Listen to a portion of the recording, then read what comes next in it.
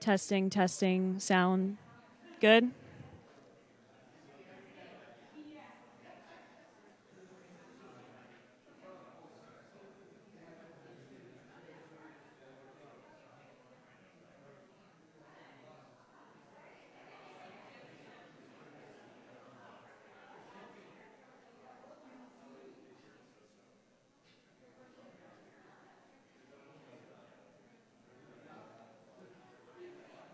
Good?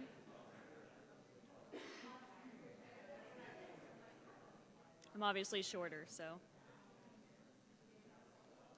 Testing sound one more time.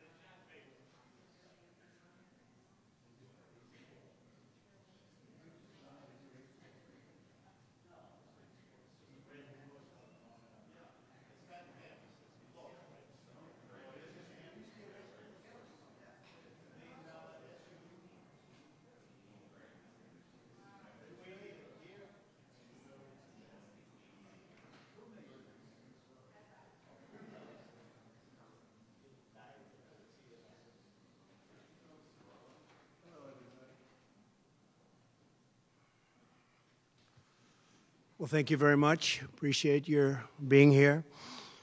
Just a statement before I talk about debates. I think that our country is right now in the most dangerous position it's ever been in from an economic standpoint, from a safety standpoint. Both gangs on the street and, frankly, gangs outside of our country in the form of other countries that are, frankly, very powerful. They're very powerful countries, and we don't know what we're doing. We have leadership that has no clue how to handle them or how to handle any other situation. We have a lot of bad things coming up. You could end up in a depression of the 1929 variety, which would be a devastating thing. Took many years, took decades to recover from it. And we're very close to that, and we're very close to a world war. In my opinion, we're very close to a world war. We have people that don't know how to handle it. They're not respected. All over the world, they're laughed at. And we can't have that. Most dangerous period of time I've ever seen for our country. With that being said, we have somebody that hasn't received one vote for president, and she's running, and that's fine with me. But we were given Joe Biden, and now we're given somebody else. And I think, frankly, I'd rather be running against the somebody else. But that was their choice. They decided to do that because Kamala's record is horrible. She's a radical left person at a level that nobody's seen. She picked a radical left man that is, he's got things done that he has positions that are just not, it's not even possible to believe that they exist. He's going for things that nobody's ever even heard of. Heavy into the transgender world, heavy into lots of different worlds having to do with safety. He doesn't want to have borders. He doesn't want to have walls. He doesn't want to have any form of safety for our country. He doesn't mind people coming in from prisons, and neither does she, I guess, because she's not, she couldn't care less. She's the border czar. By the way, she was the border czar 100%. And all of a sudden, for the last few weeks, she's not the border czar anymore, like nobody ever said it. And I just hope that the media becomes more diligent, more honest, frankly, because if they're not going to be honest, it's going to be much tougher to bring our country back. We have a very, very sick country right now. You saw the other day with the stock market crashing. That was just the beginning. That was just the beginning. It's going to get worse. It's going to get a lot worse, in my opinion. And fortunately, we've had some very good polls over the last fairly short period of time. Rasmussen came out today. We're substantially leading, and others came out today that we're leading, and in some cases substantially. I guess MSNBC came out, or CNBC came out also with a poll that was, has us leading, and leading fairly big in swing states. In some polls, I'm leading very big in swing states because they want safety. People want safety. They want security. They want respect all around the world for our country. They don't want this horrible culture that is developing, a culture of no common sense. It's really a culture of no common sense, and it's not what anyone wants. We want to have a safe country. We want to have a strong military. We want low interest rates, and we want to be able to have the American dream. We want to be able to have our youth be able to buy homes, housing, get good jobs. And we're really just at the opposite right now. It's so sad to see. But as a border czar, she's been the worst border czar in history, in the world history. I think the number is 20 million, but whether it's 15 or 20, it's numbers that nobody's ever heard before. 20 million people came over the border during the Biden-Harris administration. 20 million people, and it could be very much higher than that. Nobody really knows what the number is. Nobody knows. Nobody has a clue. And the gotaways, they call them the gotaways. The gotaways are at numbers. Somebody was quizzing me on it the other day. No, I don't think so, sir. I don't think so. They have no idea what those numbers are, but they're much higher than you would think. Just like far more people were killed in the Ukraine-Russia war than you ever report. Just like the October 7th would have never happened. Russia would have never hit Ukraine had the election result been called differently. It was a very bad call, but Russia would not have attacked Ukraine. October 7th in Israel would have never happened. You wouldn't have inflation. A lot of great things would have happened, but now you have millions and millions of dead people. and you have people dying financially because they can't buy bacon, they can't buy food, they can't buy groceries, they can't do anything. And they're living horribly in our country right now. With all of that being said, I think it's very important to have debates. And we've agreed with Fox on a date of September 4th. We've agreed with NBC, fairly full agreement, subject to them, on September 10th. And we've agreed with ABC on September 25th. So we have those 3 dates, and those networks, they're very anxiously awaiting that date and those dates. So we have September 4th, September 10th, and September 25th. We have spoken to the heads of the network, and it's all been confirmed, other than some fairly minor details. Audience, some location, which city would we put it into, but all things that will be settled very easily, I think it'll be very easy. The other side has to agree to the terms. They may or may not agree. I don't know if they're going to agree. She hasn't done an interview. She can't do an interview. She's barely competent, and she can't do an interview. But I look forward to the debates because I think we have to set the record straight. Why is it that millions of people were allowed to come into our country from prisons, from jails, from mental institutions, insane asylums, even insane asylums?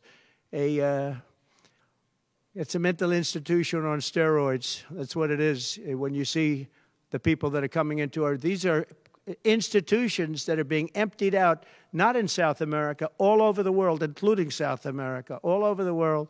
Prisons are being emptied out into our country because we have a president that's the worst president in the history of our country. We have a vice president who is the least admired, least respected, and the worst vice president in the history of our country, the most unpopular vice president.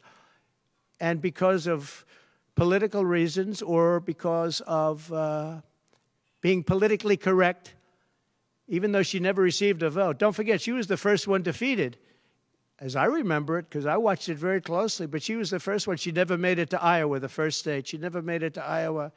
She was the first one that was defeated. She was the nastiest to him. She was nasty with calling him a racist and the school bus and all of the different things. She was very nasty to Biden. And shockingly, he appointed her, asked her to serve as vice president. Well, I don't know if he's happy about that decision right now. This was taken away. The presidency was taken away from Joe Biden. And I'm no Biden fan, but I'll tell you what, from a constitutional standpoint, from any standpoint you look at, they took the presidency away. And people were saying he lost after the debate. He couldn't win. Well, I don't know that that's true necessarily. But whether he could win or he couldn't win, he had the right to run. And they took it away. They said they're going to use the 25th Amendment. They're going to hit you hard. Either we can do it the nice. I know exactly, because I know a lot of people on the other side, believe it or not. And they said, we'll do it the nice way or we'll do it the hard way. And he said, all right. So they've really taken, what they've done is pretty incredible.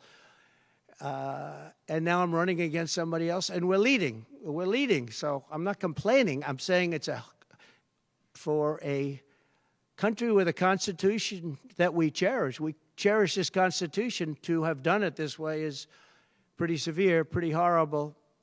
You would have thought they would have gone out to a vote. They would have had a primary system. They would have done something. But to just take it away from him like he was a child. And he's a very angry man right now, I can tell you that. He's not happy with Obama, and he's not happy with Nancy Pelosi, crazy Nancy. She is crazy, too. She's not happy with any of the people that told him that you've got to leave. He's very unhappy, very angry, and I think he also blames her.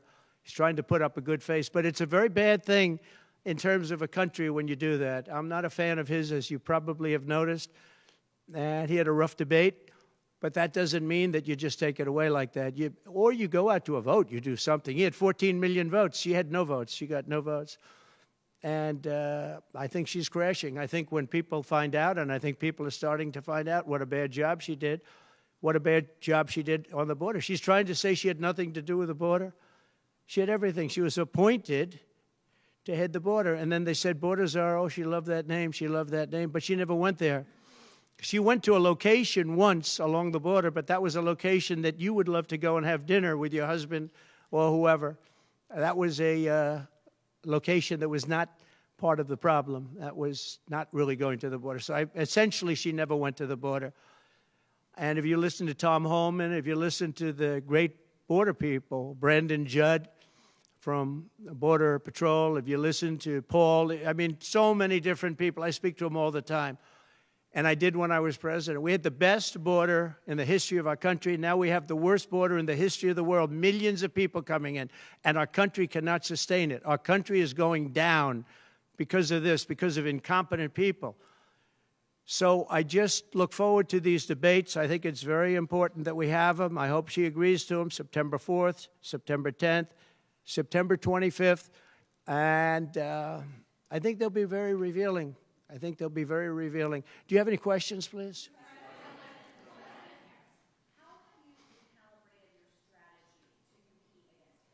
I haven't recalibrated strategy at all. It's the same policies, open borders, weak on crime. I think she's worse than Biden because he got forced into the position. She was there long before. She destroyed San Francisco. She destroyed California as the AG. But as the DA, she destroyed San Francisco. A friend of mine, Bob Tisch, all know the Tisch family. He was in many cities with companies. He said the greatest city in the country is San Francisco. That was about 20 years ago. And he passed away a while ago, and he would be looking down and said, what happened? He thought it was the best city in the country. He had divisions there, Lowe's. And he would be looking down in horror now when he sees she destroyed no cash bail, weak on crime. She's terrible. And yet they weaponized the system against me. They have me. I got so many lawyers. Now they want to delay cases. I won the big case in Florida. I won the big case. Nobody even wrote about it. The big case, the judge was a brilliant judge. And all they do is they play the ref with the judges. But this judge was a fair but brilliant judge. And as you probably heard, the big documents case, I won it. Now, Biden lost it because he didn't have presidential immunity. He didn't have the Presidential Records Act. He lost it. But the special, I call it prosecutor, special counsel, special prosecutor to me, he, appointed by him and appointed by Garland, he said the man's incompetent. He can't stand trial, but he can run for president. But we no longer have to worry about that because we have somebody that, in my opinion, is more incompetent. She couldn't pass her bar exam and lots of other things, and she should not be in a position. Because if she becomes president, our country is going to be a giant fail. It's going to fail. It's going to be a failure the likes of which this world has never seen. Yeah, please. No, how about you?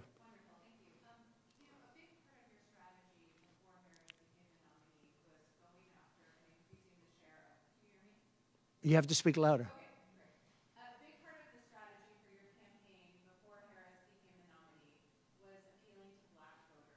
Yeah. Something you were really going after. In polls, you really see Harris gaining ground with that group. And I'm wondering how you are going to go after black voters now that she's the nominee and really winning them over. Well, it changes around a little bit. I'm getting other voters. Perhaps, I was doing very well with black voters, and I still am. I seem to be doing very well with black males. This is according to polls, as you know. It's possible that I won't do as well with black women, but I do seem to be doing very well with other segments, extremely well with Hispanic. Jewish voters way up. White males way up. White males have gone through the roof. White males way up. Now, I don't know. All we're doing is giving you the stats that you have. It could be that I'll be affected somewhat with black females where we're doing pretty well. And I think ultimately they'll like me better because I'm going to give them security, safety, and jobs. I'm going to give them a good economy. We have a very bad economy right now. We could literally be on the throes of a depression, not recession, a depression. And they can't have that. They can't have that. So I think I'm going to do well with everybody, especially when the facts are right. Yeah, please, in the back.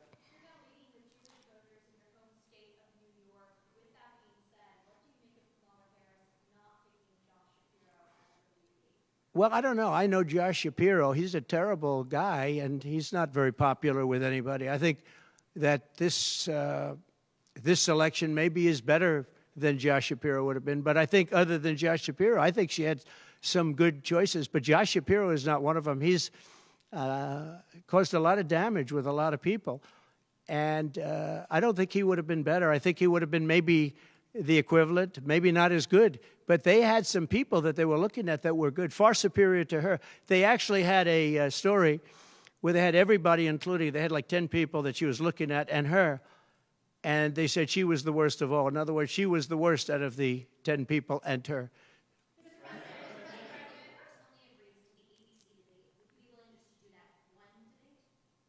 I don't know how that's going to work out. We'd like to do 3 debates. We think we should do 3 debates. We think Fox and ABC. And we also have CBS is going to do the vice presidential debate. So CBS will do vice presidential. And I have to tell you, J.D. Vance has really stepped up. He's doing a fantastic job.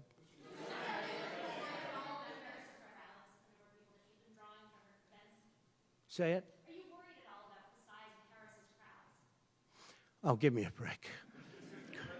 Listen, I had 107,000 people in New Jersey. You didn't report it. I'm so glad you asked. What did she have yesterday, 2,000 people? If I ever had 2,000 people, you'd say my campaign is finished. It's so dishonest, the press. And here's a great example.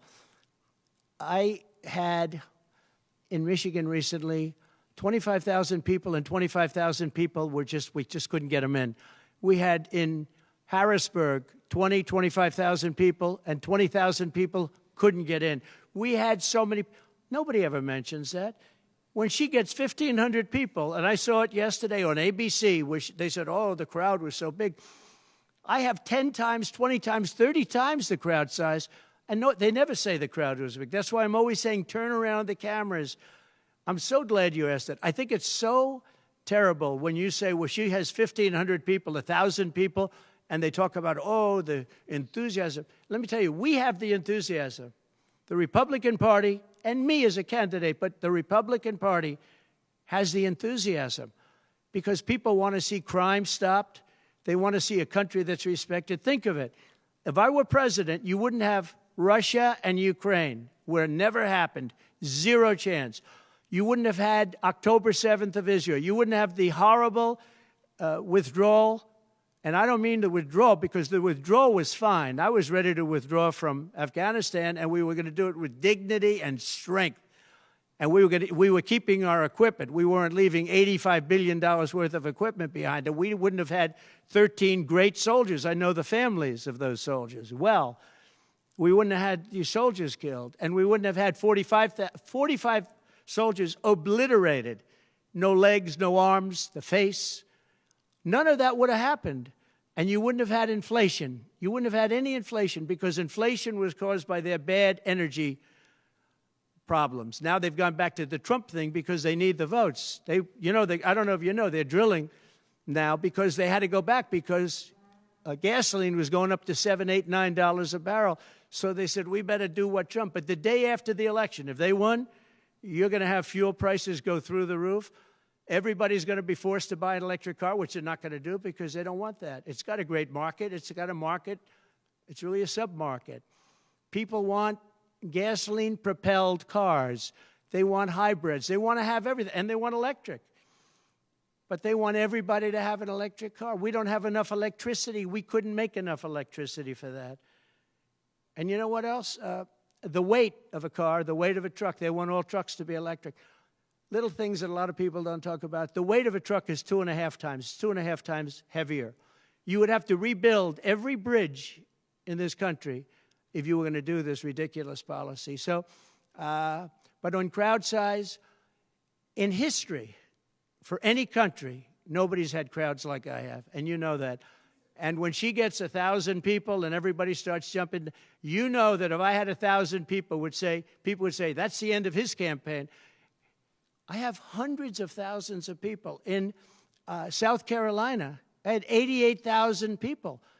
In Alabama, I had 68,000 people. Nobody says about crowd size with me. But she has 1,000 people or 1,500 people, and they say, oh, the enthusiasm's back. No, no. The enthusiasm is with me and the Republican Party because they want to stop crime. They want to stop people from pouring into our country from places unknown and from countries unknown, from countries that nobody ever heard of. That's where the enthusiasm.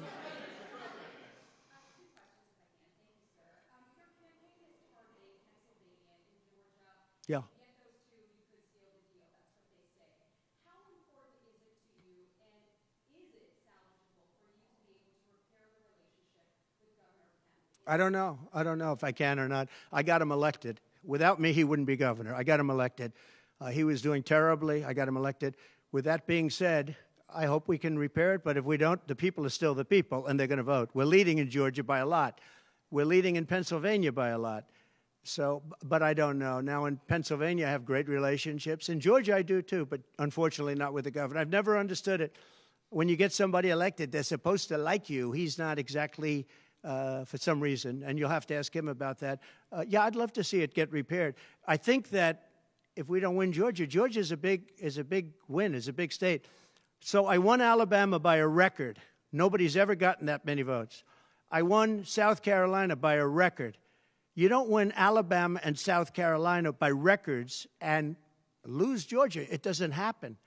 And the people of Georgia understand that. There was tremendous anxiety and problems in Georgia. A lot of people say, what happened? And we have to, all we want is honest elections. If we have honest elections in Georgia, and we have honest elections in Pennsylvania, we're going to win them by a lot.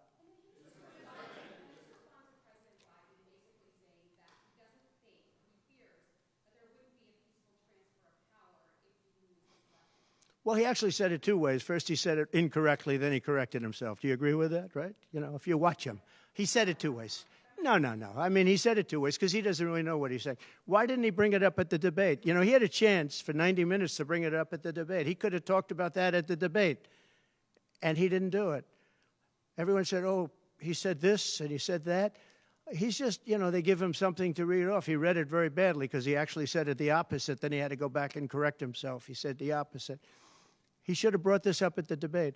If he had a problem, of course there'll be a peaceful transfer. And there was last time, and there'll be a peaceful transfer. I just hope we're going to have honest elections. That's all, okay? You have not had a public campaign event for nearly a week now from Mar-a-Lago, Montana, which is not a swing state. Some of your allies have expressed concern that you're not taking this race seriously, particularly What a stupid question this is. enthusiasm on the other side. Why haven't you been campaigning? Because I'm leading by a lot and because I'm letting their convention go through, and I am campaigning a lot. I'm doing tremendous amounts of taping here. We have commercials that are at a level I don't think that anybody's ever done before. Plus, in certain cases, I see many of you in the room where I'm speaking to you on phones, I'm speaking to radio, I'm speaking to television. Television's coming over here. Excuse me, what are we doing right now? She's not doing any news conference. You know why she's not doing it? Because she can't do a news conference. She doesn't know how to do a news conference. She's not smart enough to do a news conference. And I'm sorry, we need smart people to lead this country because our country's never been in this danger before, both economically and from an outside perspective. Russia doesn't respect us anymore. China doesn't respect us anymore. North Korea, Kim Jong-un, liked me a lot. He doesn't like this group. We are in great danger. We're in great danger of being in World War III. That could happen. No, after their convention, yeah. And I'm going out to certain places to help certain senators get elected. Not even for me. I'm trying to help when I go out to Wyoming or when I go out to Montana, or I'm going to different places to help people. And I don't have to go there because I'm leading those states, as you know, by 35, 40, 50 points. I'm leading by record numbers. I'm going because I want to help senators and congressmen get elected. Congressmen and women get elected. Yes, please. Yeah, go ahead. The upcoming what? Oh, yeah.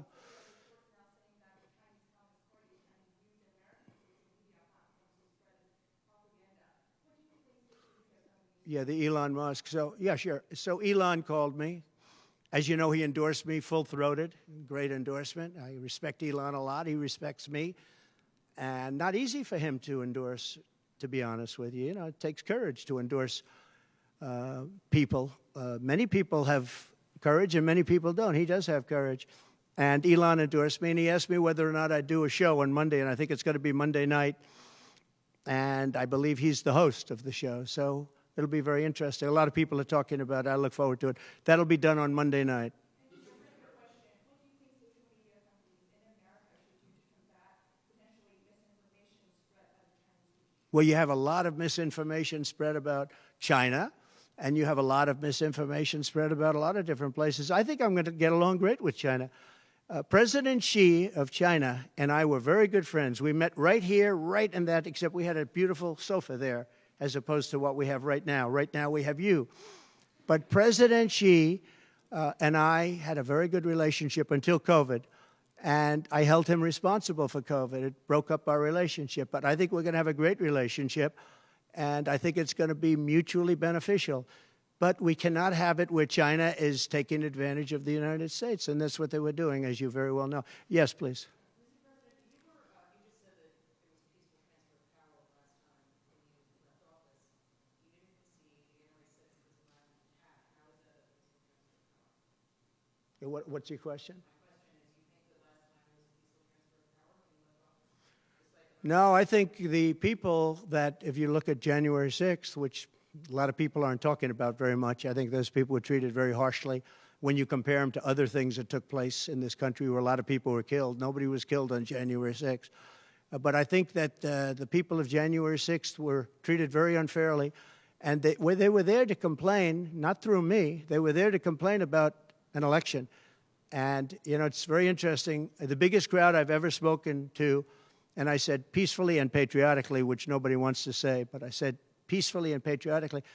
The biggest crowd I've ever spoken to, and you've seen, Maggie, I was at the mall, I was at the Washington Monument, I was at the whole thing. I had crowds, I don't know who's ever had a bigger crowd than I have, but I had it many times. The biggest crowd I've ever spoken before was that day, and I'll tell you, it's very hard to find a picture of that crowd. You see the picture of a small number of people relatively going to the Capitol, but you never see the picture of the crowd. The biggest crowd I've ever spoken, I've spoken to the biggest crowds. Nobody's spoken to crowds bigger than me. If you look at Martin Luther King, when he did his speech, his great speech, and you look at ours, same real estate, same everything, same number of people, if not, we had more. And they said he had 1 million people, but I had 25,000 people. But when you look at the exact same picture, and everything's the same because it was the fountains, the whole thing, all the way back to from Lincoln to Washington, and you look at it, and you look at the picture of his crowd, my crowd, we actually had more people. They said I had 25,000, and he had 1 million people, and I'm okay with it because I liked Dr. Martin Luther King. Yeah, please.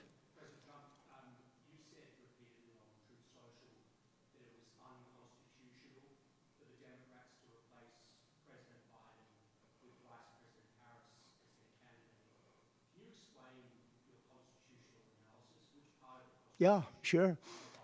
We have a Constitution. It's a very important document, and we live by it. She has no votes, and I'm very happy to run against her. I'm not complaining from that standpoint. And I hate to be defending him, but he did not want to leave. He wanted to see if he could win. They said, you're not going to win. After the debate, they said, you're not going to win, you can't win, you're out.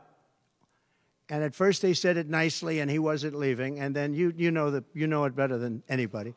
Wait a minute. So when you think about it, they said at first they were going to go out to another vote. They were going to go through a primary system, a quick primary system, which it would have to be. And then it all disappeared, and they just picked a person that was the first out. She was the first loser, okay? So we call her the first loser. She was the first loser when during the primary system. During the Democrat primary system, she was the first one to quit, and she quit. She had no votes, no support, and she was a bad debater, by the way, very bad debater. And that's not the thing I'm looking forward to, but she was a bad debater. She did obviously a bad job. She never made it to Iowa. Then for some reason, and I know he regrets it, you do too, he picked her, and she turned on him too. She was working with the people that wanted him out. But the fact that you can get no votes, lose in the primary system, in other words, you had 14 or 15 people, she was the first one out, and that you can then be picked to run for president, it seems to me actually unconstitutional. Perhaps it's not. Please.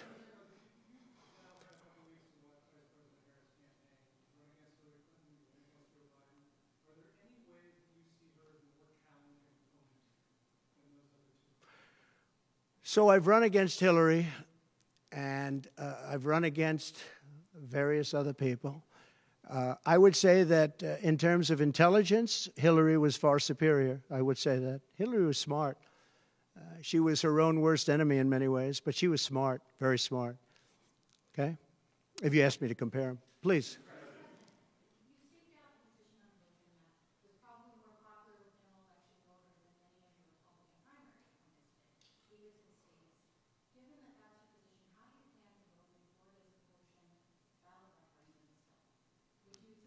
Would you repeat that question, please?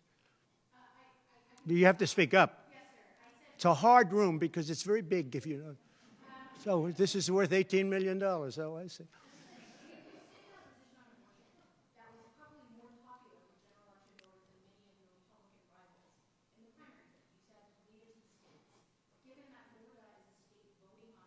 Yeah. So I think the abortion issue has been very much tempered down, and I've answered, I think, very well in the debate, and it seems to be much less of an issue, especially for those where they have the exceptions, as you know. And I think it's when I look for 52 years, they wanted to bring abortion back to the states. They wanted to get rid of Roe v. Wade, and that's Democrats, Republicans, and independents, and everybody. Liberals, conservatives, everybody wanted it back in the states, and I did that. Now the states are voting. And frankly, some of the votes are much more, if you could say, liberal than you would think. Ohio turned out to be, they had a big vote, and it turned out to be a much more liberal standing than people would have thought. Kansas, the same thing. And then you have Texas, and you have other places where it may be different. But the issue has been brought back to the states now. And like Ronald Reagan, I believe in the exceptions for rape, incest, and life of the mother. I believe strongly. I think that that's a very important thing. I think when you have to follow your heart. But when you don't believe in the exceptions, I think it's much tougher. It's a much tougher issue. But about 82% of Republicans do believe in exceptions. I think and a lot of them are changing their mind and coming even further. I think that abortion has become much less of an issue. It's a very small, I think it's actually going to be a very small issue. What I've done is I've done what every Democrat and every Republican wanted to have done, and we brought that issue back to the states. And now the states are voting on it. And frankly, some of the votes are a lot different than people would have thought. But it's the vote of the people is taking care of it.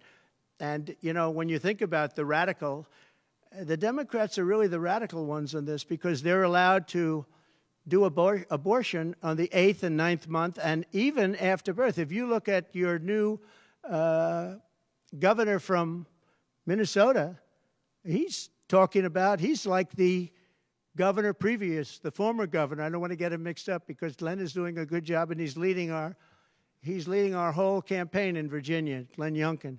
But previous to Glenn, the governor, he said the baby will be born. We will put the baby aside and we will decide with the mother what we're going to do. In other words, whether or not we're going to kill the baby.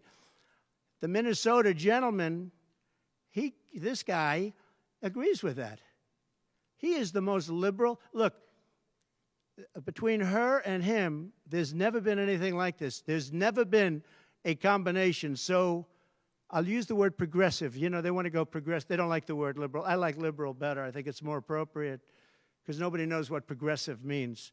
But they now like to use the word progressive. But there's certainly never been anybody so liberal like these two, or even close. I think the abortion issue has been taken down many notches. I don't think it's a big factor anymore, really.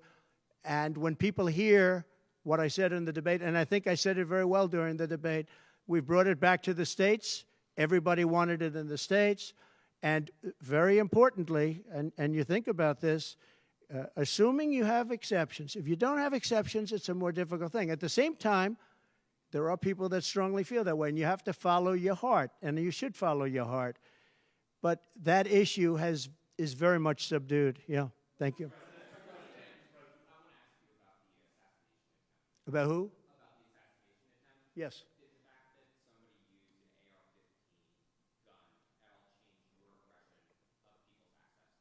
No, I didn't.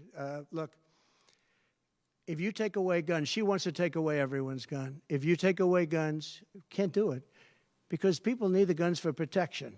Now, entertainment, they want it, hunting, they want, different things. But they need weapons for protection in this country. People live out in the woods and they're not going to have a gun. If you look at some countries, I don't want to get them in trouble, but some countries have actually gone the opposite way. They had very strong gun laws, and now they have gone the opposite way, where they allowed people to have guns, where in one case they encouraged people to go out and get guns, and crime is down 29%. And remember this, what is the toughest gun law in the United States? Chicago. On July 4th, 117 people were shot and 17 died. The toughest gun laws in the United States are in the city of Chicago. You know that. They had 117 people shot. Afghanistan does not have that. Afghanistan, by the way, was the lowest point in the history of our country, in my opinion. That was the worst embarrassment to the history of this country, and I say Putin would not have gone into Ukraine if that didn't happen. When he saw the incompetence of Milley and all these guys that are incompetent, when he saw that happen, when they took out the soldiers first, they took out the soldiers first. If you go back and check your records, for 18 months, I had a talk with Abdul. Abdul was the leader of the Taliban, still is. But I had a strong talk with him. For 18 months, not one American soldier was shot at or killed, but not even shot at. 18 months, and then we had the disaster of the lift, where people were falling off airplanes from 3 times the height of the World Trade Center. I mean, terrible. But now our country has to be respected again. Please. Go ahead, please. There was reporting, I believe, in the New York Times that Kamala Harris said she might be open to the idea of a weapons embargo against Israel. I wonder if you could comment on that. What that means. I'd be against that. That Kamala is in favor of not giving Israel weapons? Yeah. That's what I hear. Look, she's been very, very bad to Israel, and she's been very bad to Jewish people. And I say it, if anybody I know is Jewish and they would vote for Kamala over me, they should have their head examined. If you think about it, I gave them Golan Heights. I gave them the capital of Israel, Jerusalem. I even built the embassy. I gave them no Iran deal. The problem is they didn't do anything with it. Iran was broke. We could have made a deal so easily. I would have had a deal done within 1 week after the election with Iran. Iran can't have a nuclear weapon. It's very simple. We would have gotten along with Iran. I was looking forward to it. I was fine with Iran. We hit them a couple of times pretty hard, but we would have been fine with Iran. But I terminated that deal. I got them the Abraham Accords. Everyone said that's impossible. I got them the Abraham Accords. She's been very, very bad to Israel, and she's been very bad and disrespectful to Jewish people. And any Jewish person that votes for Kamala and her friend, her new friend, who I don't know if she knew him before, but I don't think he's too good. But anybody that votes for them, if you're Jewish or if you love Israel, you have to have your head examined. Go ahead, please.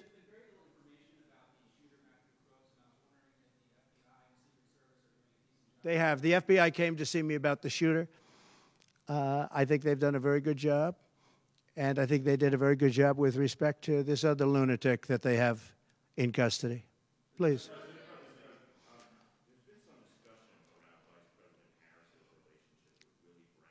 Yeah.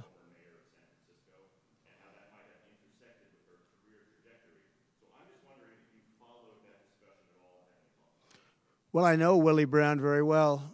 In fact, I went down in a helicopter with him. We thought maybe this is the end. We were in a helicopter going to a certain location together, and there was an emergency landing. This was not a pleasant landing, and Willie was he was a little concerned. So I know him pretty well. I mean, I haven't seen him in years. But he told me terrible things about her. but this is what you're telling me anyway, I guess. But he had a big part in what happened with Kamala. But I don't know, maybe he's changed his tune, but he was not a fan of hers very much at that point.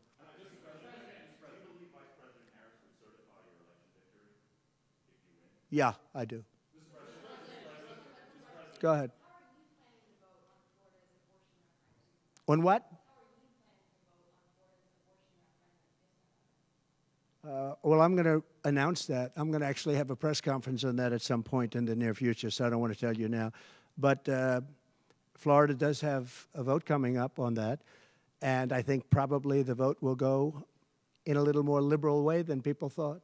But I'll be announcing that at the appropriate time. Please. Mr. President, your tax cuts from your administration will be coming up, fairly soon and potentially expiring. And I wanted to ask you specifically about the tax code favoring parents versus people who don't have children. There are a number of tax breaks. Yeah. Oh, we gave tremendous for child care and all of that. No, our tax cuts, which are the biggest in history, our tax cuts are coming due, as you know, very soon.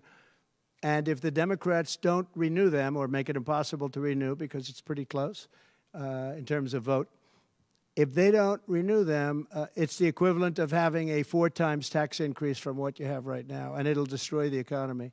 I think they're under tremendous pressure to do it. I've never seen, all my life I grow up and I watch politics, and I used to be on the other side of politics first, then I run for office.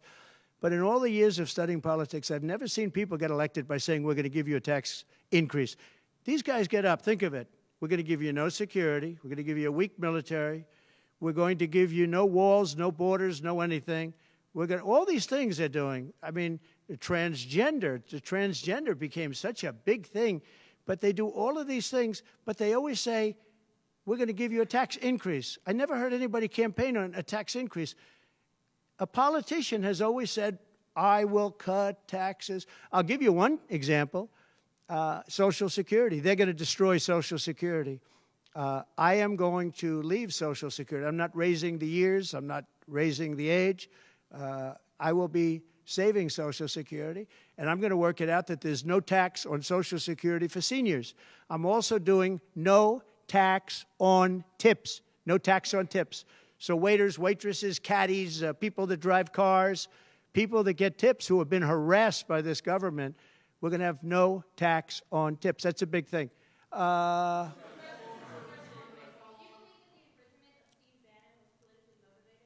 Yeah. Oh, absolutely. Sure. Because other people have done far bigger things than Steve Bannon. Sure, it's politically motivated. I think it's a horrible thing they did. Look, they've weaponized government against me. Look at the Florida case. It was a totally weaponized case. All of these cases, by the way, the New York cases are totally controlled out of the Department of Justice. They sent their top person to the various places. They went to the AG's office, got that one going. Then he went to the DA's office, got that one going, ran through it. No, this is all politics, and it's a disgrace. Never happened in this country. It's very common that it happens, but not in our country. It happens in banana republics and third world countries, and that's what we're becoming. We have no borders. We have bad voting regulations. Anytime you have mail-in ballots, you're going to have problems. France learned that lesson. France had all mail-in voting, and they went back to paper ballots, voter identification, voter ID. They went back to a normal system, one-day voting. They don't want to be around, voting for 64 days. And look, the election, I keep talking about November 5th, but the election really starts on September 6th. That's when it starts because it's early voting. We should have one-day voting. We should have paper ballots. We should have voter ID, and we should have proof of citizenship. Please. No, the gentleman in back. For who? You're going to have to talk louder, sir. Do you support continuation of tax credits for EVs? And secondly, what sort of political or policy advice does Elon Musk give you? Elon is a very different kind of a guy. He's a very big believer in the country, but he's very worried about the country. He's very worried about the country. And I don't know if it's good for him politically to have supported me, although I think we have a vast majority of this country does support me. But Elon, more than almost anybody I know, I mean, he loves this country. He loves the concept of the country. But like me, he says this country is in big trouble. It's in tremendous danger. Okay, please. Polls suggest overwhelmingly that Americans trust you more than Kamala Harris to fix the U.S. economy. I like this guy. I like him. What message do you have to Americans, sir, who are struggling to pay for everyday Yeah. groceries, rent? The polls have suggested. There are some polls that say we're going to win in a landslide. People are voting with their stomachs, meaning they're going to the grocery store. They're paying 50, 60, 70% more for food than they did just a couple of years ago. Look at what's happened to energy. Look at what's happened not only to their cars, where gasoline's gone from $1.87, $1.87, and we had moments when it was below that, but it's gone from $1.87 to $5, $6, and $7. And they take the strategic national reserves and they take it out, even though it's peanuts compared, it doesn't last long. But they're virtually empty now. We've never had it this low. And he's using that to keep the gasoline prices as low as possible. He's sucked all of the oil out, essentially the gasoline, to keep the price down a little bit, and it's had very little impact. But you know what? We have no strategic national reserves now. He's emptied it. It's almost empty. It's never been this low. And I had it at a good level, and I would have had it more if the Democrats would have approved the deal. You know, I had a deal to buy it at $22 a barrel, and now it's going to be close to 100 pretty soon, my opinion. And the Democrats didn't want to do that, but we bought a lot anyway. And we had it pretty good. And what they've done to the national reserves, the strategic national reserves, is, as you know very well, because you cover it, but what they've done is incredible. They've just, for the sake of getting some votes, for the sake of having gasoline, you know, that's meant for wars. It's meant for, like, tragedy. It's not meant to keep a gasoline price down so that somebody can vote for Biden, or in this case, Kamala, who, by the way, is worse than Biden. And she's actually not as smart. Okay? She's actually not as smart. That's hard to believe, isn't it? Yeah, please. Okay. There are other things the federal government could do, not just a ban. Would you direct your FDA, for example, to revoke access to mifepristone? That's one of the things. Sure, you could do things that would supplement, absolutely. And those things are pretty open and humane. But you have to be able to have a vote, and all I want to do is give everybody a vote. And the votes are taking place right now as we speak. Yeah, but it's there are many things on a humane basis that you can do outside of that, but you also have to give a vote, and the people are going to have to decide. Okay, yes, please. You. On what? No, I think she's actually not as smart as he is. I don't think he's very smart either, by the way. I'm not a big fan of his brain. But I think that she's actually not as smart as he is. So what do you attribute her rising in the polls as becoming a more competitive race since she's taken over? Well, she's a woman. She represents certain groups of people. But I will say this. When people find out about her, I think she'll be much less. And I see it right now. I see her going way down in the polls now. Now that people are finding out that she destroyed San Francisco, she destroyed the state of California along with Governor Gavin Newsom. He's been a terrible governor, terrible. But they did it together. And she was early. I mean, she was the first of the prosecutors, really. You know, now you see Philadelphia, you see Los Angeles, you see New York, you see various people that are very bad. But she was the first of the bad prosecutors. She was early. Who? Would you repeat that, please? No, you. Would you repeat her, what she said? You have to speak up. This room is very louder.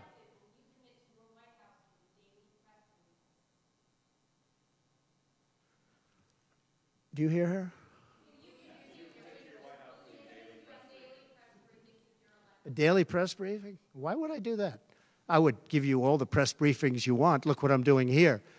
But why would I do a daily press? You'd get tired of me very fast. No, but I will give you total access, and you'll have a lot of press briefings, and you'll have from me. Now, are you talking about from me or from a press secretary? Well, yeah, probably they'll do something. If it's not daily, it's going to be a lot. You'll have more than you want. Yeah, please. President Biden vowed not to pardon his son Hunter, who is now a convicted felon and faces more felony charges in his upcoming trial for alleged tax evasion. Would you consider granting clemency or a pardon? I don't think it's appropriate for me to talk about it. I think it's a tragic story. You want to know the truth. And I felt that with Hillary Clinton, too. You know, with Hillary Clinton, I could have done things to her that would have made your head spin. I thought it was a very bad thing. Take the wife of a president of the United States and put her in jail. And then I see the way they treat me.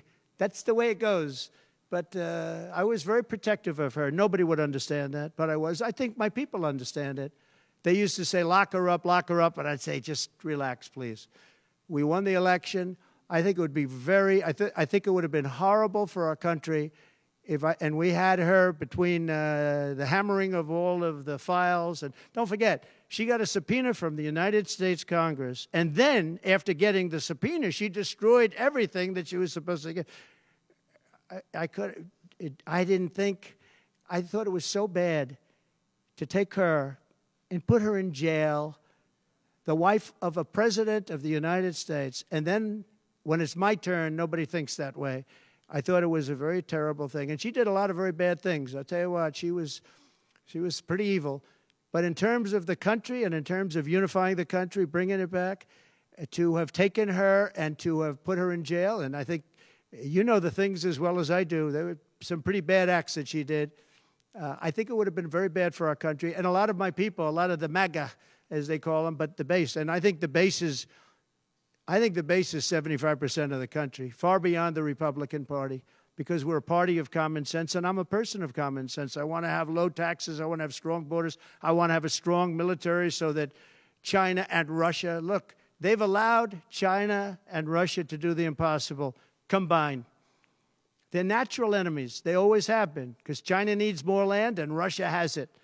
They've always been natural enemies, and because of Obama, it started with him, and then Biden, because he didn't know what the hell he was doing, they've now become one force. And then now they're adding Iran to it, and they're adding North Korea to it.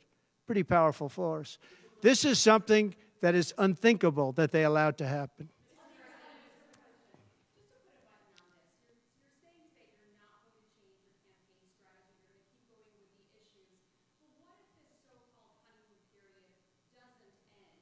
Oh, it's going to end. The honeymoon period's going to end. Look, she's got a little period. She's got a convention coming up. It's about policy. It's not about her. I think she's incompetent because I've watched her. She destroyed California. She destroyed San Francisco. Everything she's touched has turned to bad things. I'm not going to use foul language, but everything she's touched has turned bad. She's incompetent. The reason she's not doing what I do and she's not doing what she should be doing, she won't even do interviews with friendly people because she can't do better than Biden. Now, he had a reason for not doing well, and he was never, 25 years ago, the sharpest or brightest bulb in the ceiling. That I can tell you, okay? He wasn't. But he could do interviews at least. Not lately, he couldn't, perhaps. But she should be doing interviews. She doesn't want to do interviews. And the reason she doesn't is, number one, her policies are so bad. Just to answer your question, I think that it's not going to change because it's really ultimately not about her as much as about her policies. She wants open borders. She wants to defund the police. She wants to defund the police. She wants to take away your guns. Anybody that thinks they're not going to come after your guns, you know, when I was president, I totally protected the guns. And I think it's very important. And I know I take some heat sometimes for it, but you have to have safety. You have to have, when the bad guy walks in with a gun, you got to have some way of protecting yourself. And boy, that would be, you would see crime go up at levels that you've never seen. When people say on this side of the house, this house has guns, we will use the guns, they say, let's pass. We'll go someplace else. You have to have them. And for 4 years, and you know, as you know, the NRA endorsed me very powerfully every time I ran, every time. My sons are members, and I guess indirectly I'm a member too. But they gave me the strongest of endorsements, and that's against very strong competition. People that felt the same way. No, you have to have that right. Our Second Amendment is a very important right, and it has to be protected. Okay, how about you? Go ahead. Yeah. So there are some of the most brilliant people on Wall Street that are saying that if President Trump doesn't win, you're going to have a depression. I happen to agree. I think that's true. Because I know how bad these people are. You know, they like to say that they did this and that. You saw the $7 trillion that they said it was me for $7 trillion. It wasn't me. It was them. They said that I had inflation. They took over 9% inflation. No, I had 1% inflation. I had actually no inflation because if you look at the categories, we had just about no inflation. But I had a very minor, I actually had a positive inflation. It was a perfect number because you don't want zero. I mean, I'm not going to give you a whole course on economics, but you don't want zero. 1%, 1.4% is great. You want a little bit because you don't want to have deflation. Deflation is, in many ways, even worse. I had a perfect number right around the 1% number. It was perfect. And to show you, it stayed there for 2 years. And then he did all of the different borrowings that he did. And then he did so many things wrong. Every time he would do it, I'd say, big mistake. And don't forget, they sell hats and they sell stories. Trump was right about everything. I have been right about a lot. Yes, Maggie.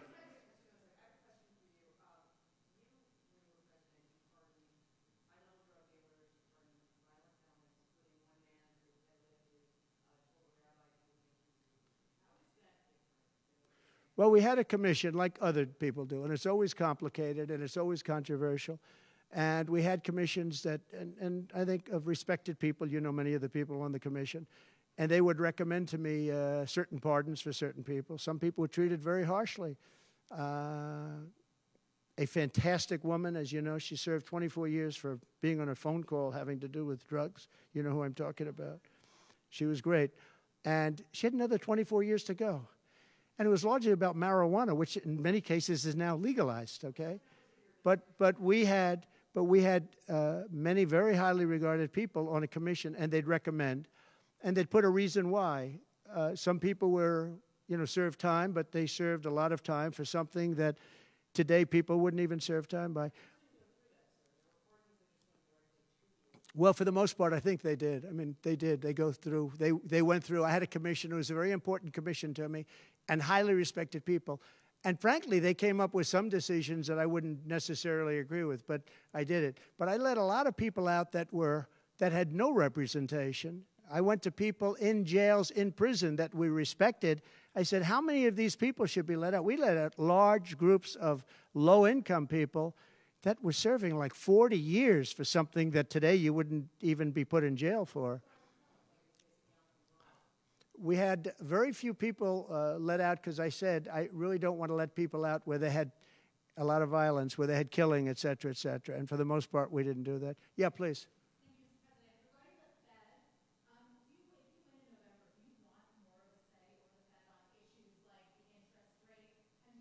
On defense? Over the Federal Reserve. Ah, And do you think Federal Reserve. expanding in the economy given Trump's current leadership? Right. Well, look, the Federal Reserve is a very interesting thing, and it's sort of gotten it wrong a lot. And he's tending to be a little bit late on things. He gets a little bit too early and a little bit too late. And, that's very largely it's a gut feeling. I believe it's really a gut feeling. And I used to have it out with him. I had it out with him a couple of times very strongly. I fought him very hard. And, we get along fine. We get along fine. But I feel the president should have at least say in there. Yeah, I feel that strongly. I think that in my case, I made a lot of money. I was very successful. And I think I have a better instinct than, in many cases, people that would be on the Federal Reserve or the chairman. Yeah. Yeah. Harris supports rescheduling marijuana and also says that no one should go to prison for marijuana offense. Do you agree with those positions? Well, as we legalize it, I start to agree a lot more because, it's being legalized all over the country. Florida has something coming up. I'll be making a statement about that fairly soon. But as we legalize it throughout the country, whether that's a good thing or a bad thing, it's awfully hard to have people all over the jails that are in jail right now for something that's legal. So I think obviously there's a lot of sentiment to doing that. Yeah, please. Kamala Harris's father is Jamaican American, and she went to a historically black college. How is she only recently deciding to be black? Well, you'll have to ask her that question because she's the one that said it. I didn't say it. So you'll have to ask her, and I very much appreciate that question, but you'll have to ask her. But I've known her for a long time. I actually contributed to her campaign a long time ago because I was a developer. I contributed to lots of campaigns of Democrats, Republicans, and some were liberal and some were conservative. But you'll have to ask her about that. But to me, it doesn't matter. But to her, from her standpoint, I think it's very disrespectful to both, really. Whether it's Indian or black, I think it's very disrespectful to both. To me, it doesn't matter. Please, red dress, red dress. What is the assassination? Is your ear fully recovered? Is there a scar? Do you have any Yeah, damage? pretty much recovered, yeah. I'm a fast healer.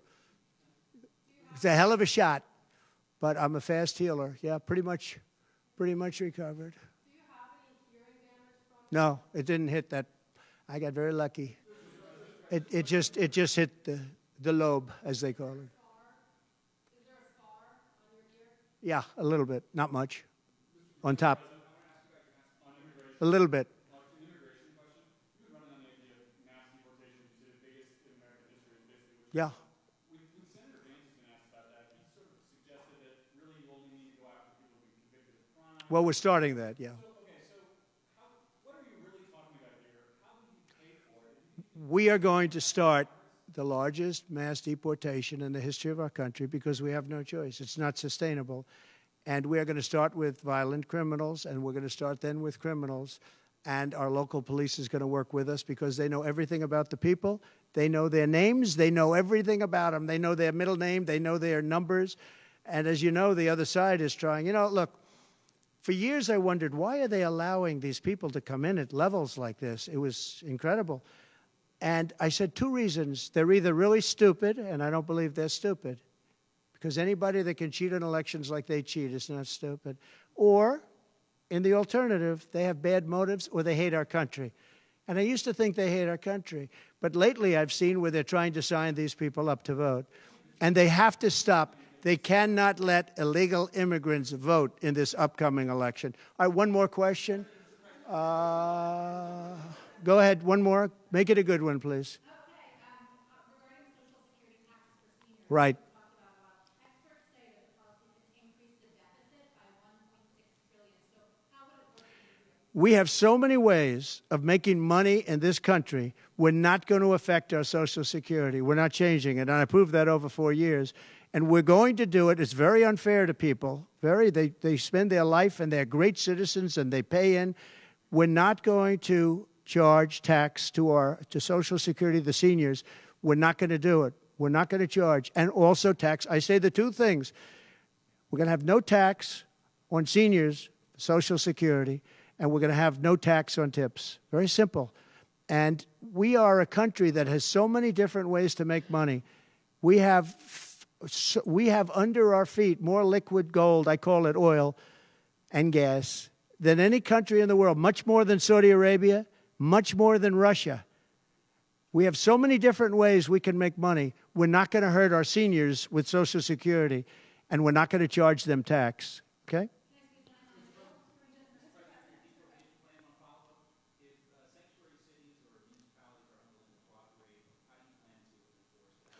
We should not have sanctuary cities. Sanctuary cities is a way of protecting criminals, and we should not have sanctuary cities.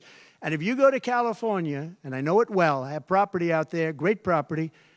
If you go to California and you ask the people of California, do they like the idea of sanctuary cities? They don't like it. They're tired of it. They're tired of crime. They're tired of what's happened to our country. Our country's become a crime-ridden mess, and we're going to stop it on November 5th. Thank you very much, everybody. Thank you. Thank you.